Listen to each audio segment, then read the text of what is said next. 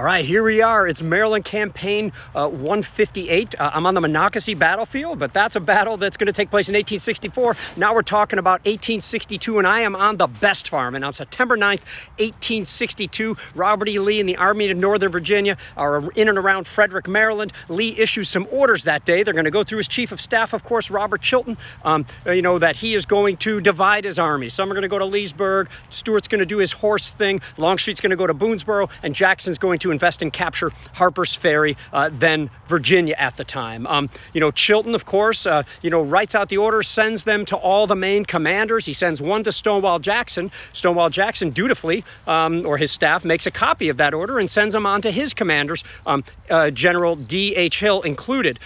It appears that Chilton himself also said, well, D.H. Hill is sort of operating independently, so let me go ahead and send a copy directly to him.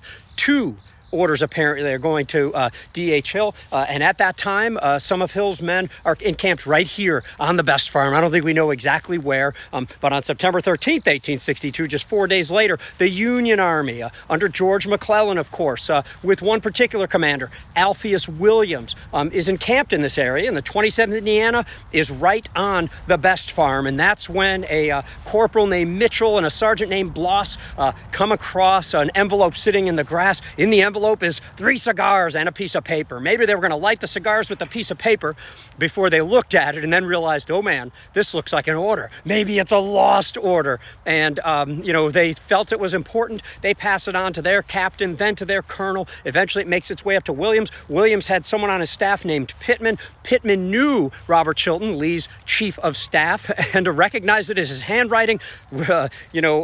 Williams said, this is important. Let's get it to General McClellan forthwith. And McClellan was probably practically jumping up and down. Now I have in my hand something with which, if I cannot whip Bobby Lee, I am willing to go home. Maybe during those ruminations, I think, Corporal Mitchell shows up and says, where are my cigars here? Oh, sorry, they've already been smoked. In any case, that was on the 13th. By the 14th, the Union Army is in motion. People like to argue about how quickly they moved. You can do that among yourselves.